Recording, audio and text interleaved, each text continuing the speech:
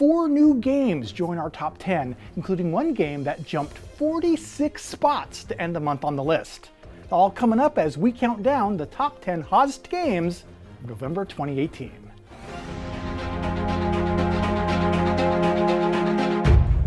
Hey there! I'm Chaz Marler from Pair of Dice Paradise and BoardGameGeek, and welcome to this month's Top 10 Hottest Games Countdown, which is based on the titles that are generating the most traffic and discussion on the BoardGameGeek website over the past 30 days. These games are tracked on the site's hottest games list, and the higher and longer a game remains on the list throughout the month, the higher it ranks on our top 10. Now, 140 different games appeared on the list over the past 30 days, and we're going to be looking at the top 10, which is getting pushed down, but not off the top 10, is Scythe by Stonemaier Games, which finishes this month at spot number 10. The Scythe is an engine-building, asymmetric, competitive board game set in an alternate history 1920s time period.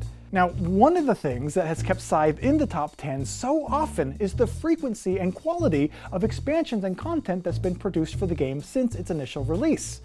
A recent example of this being the upcoming Scythe Encounters, which is a boxed set of 32 new encounter cards which were designed by Scythe players.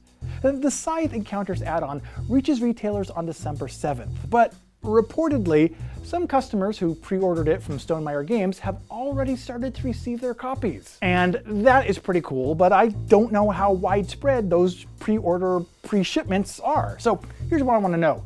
In the comments, let me know if you pre-ordered Scythe Encounters, and if so, have you already received your copy of it, or are you still waiting for it in anticipation? Now, making its debut on our top 10 by leaping 46 spaces to land at number 9 this month is Wildlands, designed by Martin Wallace and published by Osprey Games. Now, this game takes place in the lawless fantasy world of Wildlands, where rival factions compete for survival, treasure, and maybe even some glory. And in this game, each player's faction has a unique set of miniatures and a different deck of cards, which provide the options for the different actions that they can take across the battlefield. Some factions focus on ranged powers, some on combat strength, and others on creating a synergy between that faction's characters. Now, as of the time of this recording, 2 expansions for Wildlands have already been announced, and I'm curious to see if these are going to have an effect similar on Wildlands as Scythe's expansions had on it, by keeping the game in the top 10 for months and months to come as well. We'll find out as Wildlands expansions get closer to release. Now, another game making its debut in the top 10 this month is a game being called an open world sandbox, Western Legends, published by Colossal Games. Now, what is a sandbox game? Well, in Western Legends, players work to earn their legendary status in a variety of different ways. They have lots of different options in the way that they can play. They can accumulate this by gambling, driving cattle, prospecting for gold, robbing a bank, fighting bandits, pursuing stories, becoming an outlaw, or just keeping the peace. Essentially, players are given a roadmap full of various actions that they can take, each of which will take them down a different path with its own pros and cons. But the final goal, no matter what they do, is creating a game world that's full of storytelling possibilities. Now, personally, I'm always intrigued by these games that take a sandbox approach to gameplay, with Xia Legends of Adrift system being my personal favorite one. Now, if you have played Western Legends, or there's another sandbox game that you enjoy, let me know what it is in the comments, because I am always on the eye out for a new one. I would love to check it out. Next up is another game that not only makes its debut in the top 10 this month, but also on the entire countdown in general. And that game is Blackout Hong Kong by Eggertspiel, highlighted in spot number 7. In this game, Hong Kong has been struck by a large-scale, unexpected blackout. And as the government struggles to maintain control, players decide to take matters into their own hands by trying to restore social order themselves. And there's no way that that could end badly. But without electric power, even the most mundane tasks become incredibly challenging for the players. But if they persevere, whoever best manages this situation and restores the semblance of order will come out on top when the lights come back on. Now, a fourth game making its debut in the top 10 this month is Coimbra, which bounces up from spot 26 to land at number 6. Coimbra takes place in Portugal during the Age of Discovery, where players seek to earn prestige by deepening relationships with nearby monasteries or funding expeditions of the era. What's more, Coimbra utilizes a dice mechanism in which the dice that players draft each round are used in multiple ways, providing various opportunities with every roll of the dice. The goal by Coimbra's designers was to introduce enough variation in this way to make the game offer a different experience. So, have you played this game, and if so, did they succeed, or is Coimbra destined to fall off our countdown as quickly and spontaneously as it appeared? Slipping down one spot from 4 to 5 this month is the omnipresent game of galactic landscaping, Terraforming Mars. In Terraforming Mars, players run colossal corporations that are competing to transform the Martian landscape into a new world capable of providing humanity with a new planet on which to hang their Velvet Dayglow Grateful Dead posters. And if colonizing the Red Planet just wasn't enough, well, later this month, the next Terraforming Mars expansion, Colonies, is currently scheduled to be released in late November. Now, this expansion allows players to send their trade fleets to other destinations even deeper and darker into space. It can be played with any combination of expansions from the game and features tiles where colonies can be built, plus new cards and even new corporations. So if you are looking to expand Terraforming Mars even further, well, be sure to keep an eye out for its Colonies expansion. It's coming out soon.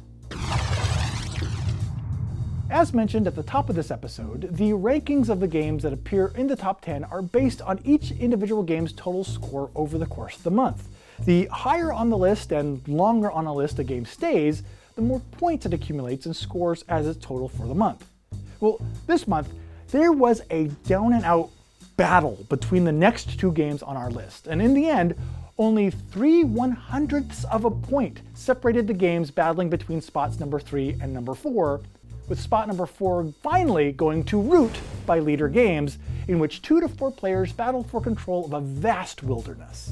And soon, the number of potential players for this game will be increased to 6 with the release of Root's upcoming Riverfolk expansion, which adds support for more players, a new lizard cult faction, cooperative scenarios, official variants, and more stuff.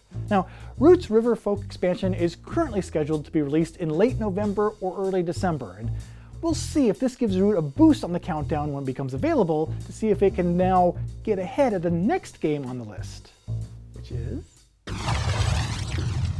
The game that nudged past Root to claim spot number 3 on the countdown this month is Spirit Island by Greater Than Games. In the game, spirits inhabiting a mysterious island must defend their home from colonizing invaders. Players personify different spirits of the land, each with its own unique elemental powers. Now, this game has been quite popular over the past few months, having produced half a dozen different print runs. But even with multiple printings, issues can still arise in the board game world that require updates and fixes and errata. And that's why Greater Than Games has released an errata pack specifically to address typos that were present in copies of Spirit Island's 4th and 5th printings. And dig this, the publisher is also offering a coupon for free shipping to customers in the US, Canada, and Europe. Now, in this video's description, I'll add a link to a page on the Greater Than Games website that has more information on where you can get a copy of Spirit Island's errata pack if you have a copy from the 4th or 5th printing of the game that you would like to get updated with the clarifications and fixes. Inching its way up several more spots on the countdown this month from number 5 to number 2 is Teotihuacan, City of Gods. Now, in Teotihuacan, each player commands a force of worker dice, which grow in strength with every move that they make. While managing their workforce and resources, players develop new technologies, climb the steps of the 3 great temples, build houses for the inhabitants of the city, and raise the legendary Pyramid of the Sun in the center of the city. Now, just as a personal aside, I actually don't usually get excited in anticipation for worker placement games. I mean, I'll play them and they're fun, but I'm not usually like, whoo, I can't wait for this guy to come out. But there is something about Teotihuacan that has really sparked my interest, and I am looking forward to its upcoming release. If I can find it, that is, as most pre-release copies seem to be already spoken for and snatched up on the various places I've looked. So, If you are one of those people that's waiting on a pre-order as well, actually whether it be for Teotihuacan or for some other game, let me know in the comments below. I would find it really interesting to hear which titles my fellow gamers are waiting for in the same anticipation that I'm waiting for Teotihuacan. And after giving up its seat at the top of the countdown to Root last month, Gloom Haven returns to the #1 spot in this month's list. Gloom Haven is a game with a persistent and changing world that is ideally played over many game sessions. Now, playing through each scenario is a cooperative affair where players will fight against automated monsters using an innovative card system to determine the order of play and what a player does on their turn. Now, I've talked about Gloom Haven a lot, and after talking about it every episode for over a year, you'd think that it would be difficult to come up with something new to say about the game. Well, you would be right. So let's take a moment instead to mention another project that Gloom Haven's designer, Isaac Childress, is working on, that being Return to the Dark Tower in conjunction with Rob Daviau and Restoration Games. Now, Isaac writes about some of his ideas for the upcoming project on the Cephalofair website's blog, stating, "What if Return to Dark Tower could have an event deck similar to the event decks in Gloom Haven that would be completely governed by an app? It would allow for near infinite possibilities of branching and randomized narrative paths that could be experienced in a single game session instead of over the course of a 100-hour campaign. Of course," he continues, "my thoughts have evolved much beyond that by this point, but I'm still very much excited about the technology-enhanced narrative of the game." Now that is ambitious, and it's certainly going to be interesting to see what Isaac's influence is on Return to Dark Tower, and what effect that influence will have on the game's placement on the hotness countdown as the game continues through its development towards its eventual release. So there you go. There is your list of the 10 most popular board games as of November 2018. And for more board game countdowns, news, previews, and playthroughs, be sure to subscribe and turn on the little notifications so you don't miss any of the videos that are posted on the channel. Thanks for watching, and until next time, I've been Chaz Marler from Pair of Dice Paradise and BoardGameGeek. Take care. Coimbra takes on playing I